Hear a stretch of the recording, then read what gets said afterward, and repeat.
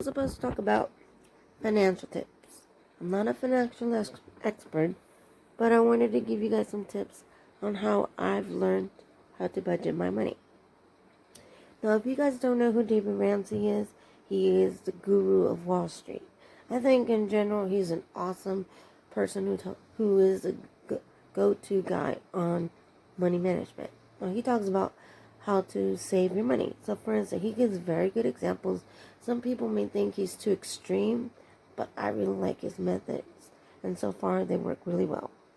So he talks about putting your money in envelopes.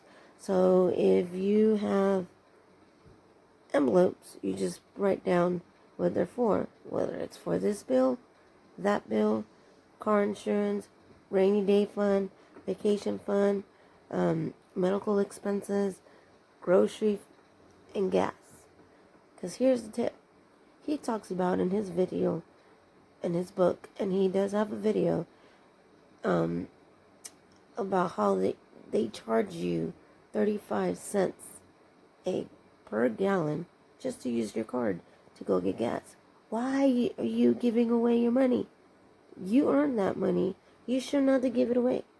It's money that you're giving away.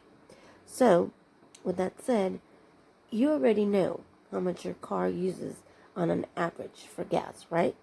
So my car uses about $30 to $25 a gallon depending on the price ranges and how the prices are. So I usually see that it's on half. I go and I put $20 because I know that that's going to fill it up all the way.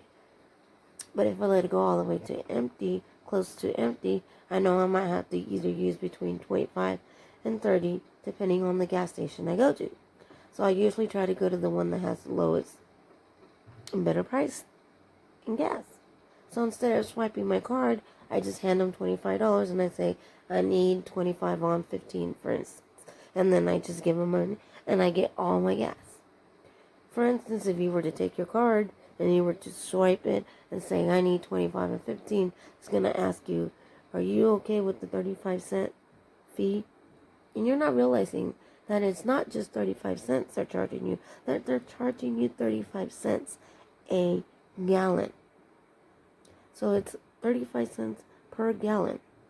Now that's giving away your money, people. Stop giving away money you don't need to give away, because you work hard for your money and they don't need your money. So another tip that I want to talk about is groceries. He really expresses is that you leave your credit cards at home, your debit cards and your credit cards, leave them at home. So he says if you go to the bank or to the store, just pull out what you need. And if you already use the envelopes, you already know how much you spent. So on average, I spend between $120 to $130, just me and my son. So I usually live with my parents and I like to help out a little more. And I know that my son is ADHD, and I try to find foods that I know that he would eat for his, so that it doesn't contribute to parents who have children with ADHD. Know what I'm talking about? Contribute to a sugar rush where he's hyper and off the wall all of a sudden. Even though he's already energetic and has a lot of energy, sometimes certain foods, from what I've seen, can cause or create a spike of increase. Because I was filming with my film camera, and I'm gonna show you little pieces of my film camera. I'm still trying to figure out how to work my Nikon camera to film, because I never used it for film. I've always used it for photography, so it's like my video was kind of not that great, so I decided to do this with my phone instead. Better quality. I just have to learn how to adjust my lens, and the lighting was a little bit harsh on my face. So it's like, anyways, with that said, you already know how much you're going to spend on an average. So technically, if you go to the grocery stores do this on purpose because I work at a retail store. They'll tend to put different products to get your attention so that you will buy those products even though you don't necessarily need them, because that's not what you went to the store for. So they'll put a TV right in the middle of the action alley, or they'll put that beautiful purse or the makeup or the candy or that toy or whatever, and you're splurging on things you don't need. So if you go to Walmart, Target, wherever you go grocery shopping, I usually like to go to Aldi's and Walmart and sometimes Winco. So I know what I'm going to buy and I know what I'm going to get. So if I leave my credit cards and my debit cards at home, I know that I can't afford to splurge on a extra candy cane or an extra purse or oh, I found this on, no, because you know what you need and you know what you're going to get. With that said, you don't go over and you just spend what you need. And it helps you to maintain your money and know where your money is going. Because if you were to swipe your card, you'd be like, ooh, yeah, let's get that TV. It's on sale. We're never going to get it again. Because believe it or not, we as Americans, a lot of us think that we have to have it now. Because one thing I used to hear my son's dad say to me all the time is, well, you're never going to have it if you don't get it now. So you might as well get it now, because then you're never going to have it. But then, like, 2 days later, you're crying because you're overdrawn because you had a bill that you forgot. That wasn't auto pay or vice versa, whatever, that you had to pay, and now you can't afford to pay it because you accidentally went over. So to avoid that, that's one of the reasons why he says it's better to do that. It's better to take your money in an envelope and you know what you're going to spend. Another tip is couponing.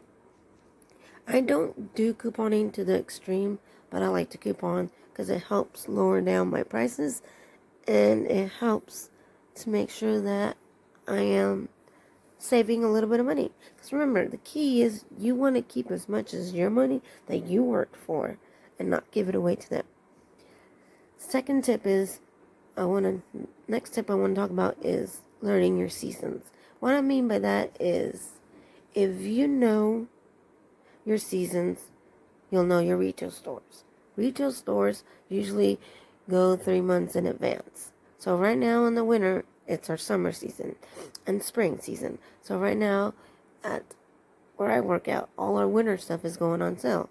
So if you are not for sure when your clothes is going to go on clearance, I would always ask and get to know your department managers or your store managers or your people in charge of whatever retail store you go to, and always ask, hey, when do you typically put your winter clothes on sale or your summer clothes on sale? Because if you're of a single parent or you're of a parent who has more than one children, it can be very pricey to buy clothes for all your children. For instance, I only have one, but he's 11. I'm 4'11". His dad is 6'4". He got his dad's jeans and not my jeans. So he's already 5'2". 5'2". I'm 4'11", so he's 2 inches taller than me. And he's already outgrowing all his pants.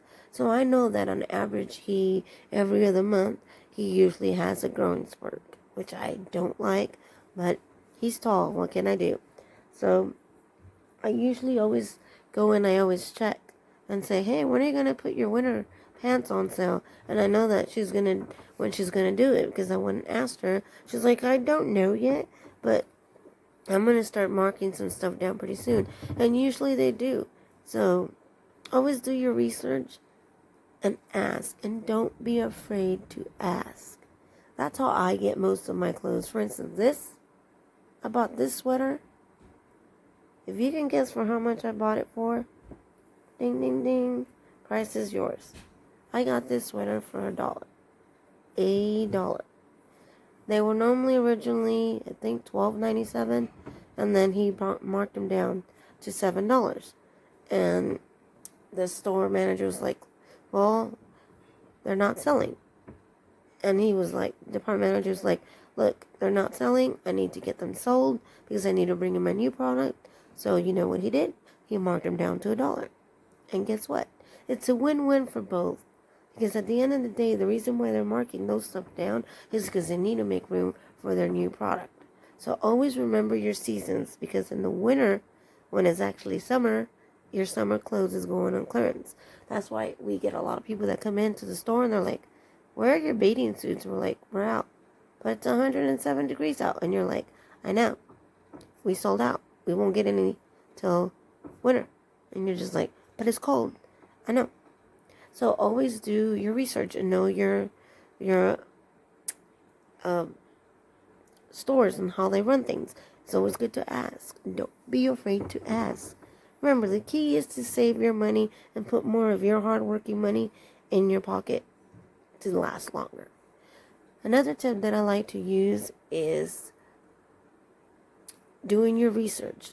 For instance, if you're the type of a person that likes to go on Black Friday and you like to go shopping on those days, you're not my type of people. No offense, you're just not. Because I work every Friday. Every Black Friday. I'd rather be at home eating turkey or mashed potatoes and gravy and just enjoying my time with my family, watching a football game or playing a game with my nieces and nephews.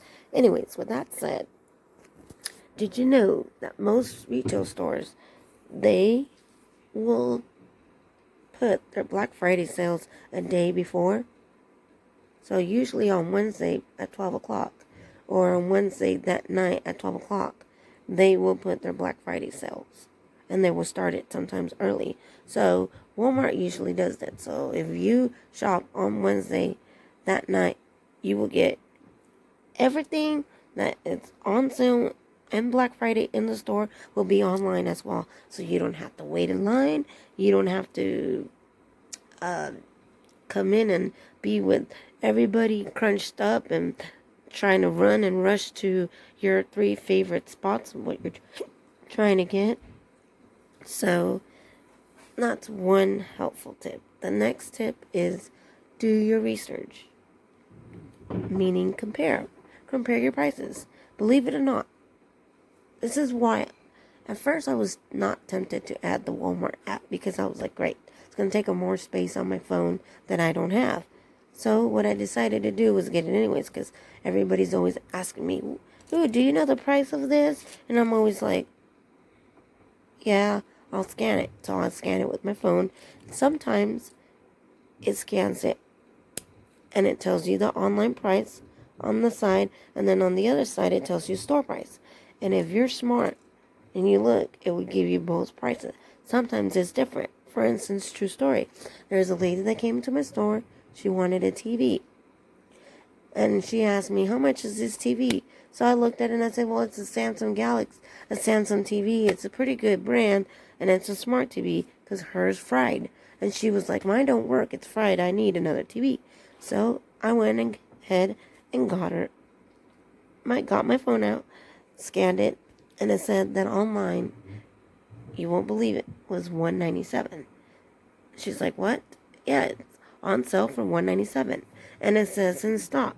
And I told her, as long as it says in stock and it's the same exact item, you can get that item in store as long as we carry it in the store. And it says on stock online, you can get it for the same price for the online price. So they will match price, online prices only at Walmart.com. They don't do the price matches anymore, but they do still do the online pricing. So those are my tips on how to save money. Another thing that I want to talk about that I've learned is